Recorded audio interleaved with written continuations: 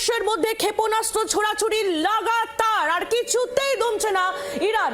ইসরায়েলে ফের একবার ইরানের তরফ থেকে হানা দেওয়া হয়েছে। তেল আভিভে নতুন করে বিস্ফোরণের শব্দ শোনা যাচ্ছে বলে খবর। সেই ছবিও আপনারা দেখতে পাচ্ছেন। নতুন করে বিস্ফোরণ তেল আভিভে, রীতিমতো আতঙ্ক ছড়িয়েছে। ইসরায়েলেও বাজছে সাইরেন, দুই দেশ জুড়েই আতঙ্ক ছড়িয়েছে। সাইরেন বাজতেই বাংকারে ছুটেছে তেল আভিভের বাসিন্দারা।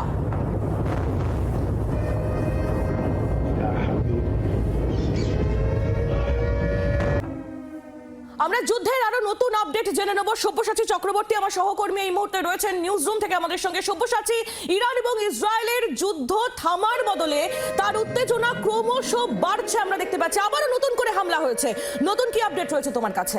দেখো, দুটো জায়গার হামলার ছবি আমরা দেখাবো। একটা যেমন স্টক এক্সচেঞ্জের ছবি তুমি দেখালে, একেবারে বলা চলে ফিনান্সিয়াল হাব যেখানে তেল আভিভের, সেখানে সরাসরি মিসাইল আছড়ে পড়ে এবং তারপরে গোটা যে স্টক এক্সচেঞ্জ বিল্ডিংটা রয়েছে সেই গোটা স্টক এক্সচেঞ্জ বিল্ডিং ছত্রখান হয়ে যায়। আশেপাশের বেশ কয়েকটা ভবনেরও একই দশা হয় এবং খুব স্বাভাবিকভাবেই ছবি আমরা দেখাচ্ছি যেরকম আহলি দেখতে পাচ্ছ গোটা বিল্ডিংয়ের কি অবস্থা। একেবারে যে ফিনান্সিয়াল হাব বলা চলে সেই ফিনান্সিয়াল হাবের মধ্যে মিসাইল আছড়ে পড়ে এবং এই মিসাইলের আঘাত দেখে একটু অন্যরকম মনে হচ্ছে বিশেষজ্ঞদের, আরও শক্তিশালী মিসাইল হয়তো হানা হয়েছে এবং আশেপাশের যে কটা বাড়ি ছিল আহেলি সব কটার কিন্তু ভয়ঙ্কর ক্ষতি হয়েছে এবং স্টক এক্সচেঞ্জ আপাতত থমকে গিয়েছে ইসরায়েলের, এমনটাই বলা হচ্ছে। গোটা বিল্ডিংটাই ছত্রখান পরিস্থিতি এবং একই সঙ্গে আহেলি সরোকা হাসপাতাল, অত্যন্ত গুরুত্বপূর্ণ হাসপাতাল, মিলিটারি হাসপাতাল বলা হয়, সেই সরোকা হাসপাতালও কিন্তু যথেষ্ট ক্ষয়ক্ষতি হয়েছে। আবারও স্টক এক্সচেঞ্জের বিল্ডিংয়ের ছবি আমি দেখাচ্ছি যেখানে স্টক এক্সচেঞ্জ পুরো ছত্রখান হয়েছে। একই সঙ্গে বার্শিবায় সেখানে সরোকা হাসপাতাল, এই দুটো জায়গায় হামলা হয়েছে এরকমটা মনে করা হচ্ছে। এখনো পর্যন্ত যে হিসেব নিকেশ সামনে এসেছে, এখনো পর্যন্ত অ্যাক্টিভলি ইরানের কাছে প্রায় 1800 মিসাইল রয়েছে, যার মধ্যে 400টি মাত্র ব্যবহার করা হয়েছে এবং আরও শক্তিশালী মিসাইল ইরানের কাছে থাকতে পারে। সেই জায়গা থেকে এরপর কি আর কোথায় হামলা তা নিয়েও কিন্তু প্রশ্ন উঠছে, তা নিয়ে আশঙ্কা আরও বাড়ছে আহেলি। একেবারে সব্যসাচী সেই ছবি আমরা দেখতে পাচ্ছি, তুমি আমাদের সঙ্গে থাকো। এই মুহূর্তে যে ছবি আপনাদের সামনে আমরা তুলে ধরছি, ইরানের তরফ থেকে ক্রমশ হামলা চালানো হচ্ছে, ক্রমেই হামলা চালানো হচ্ছে ইসরায়েলে এবং ইসরায়েলের দুটি গুরুত্বপূর্ণ স্থাপত্যে হামলা চালিয়েছে ইরান।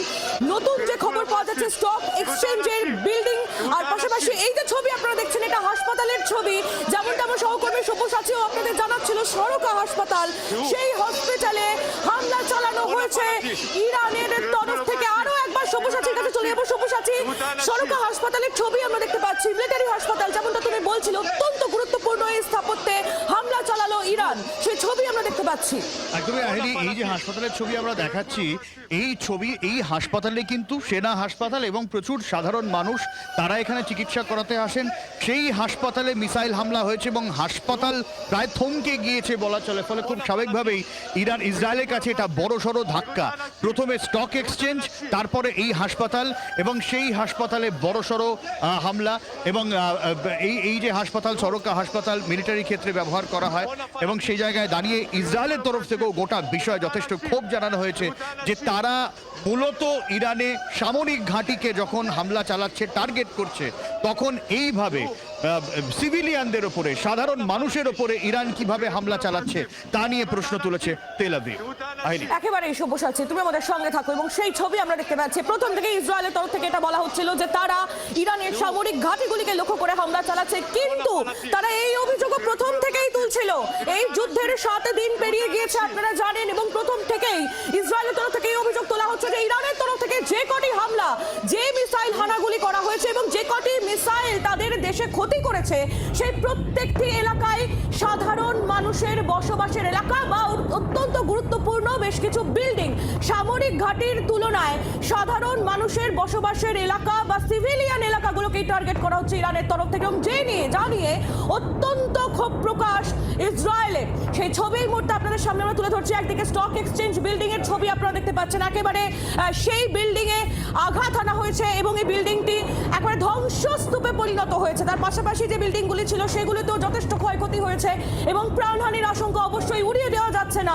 পাশাপাশি হাসপাতাল যেখানে আহত মানুষরা চিকিৎসা করাতে আসছেন, এবং মূলত এটি একটি সেনা হাসপাতাল, অর্থাৎ যারা জখম হয়েছেন সেনারা তারা এখানে চিকিৎসা করানোর জন্য আসছেন, সেই জায়গাকে টার্গেট করে মিসাইল হামলা করেছে ইরান।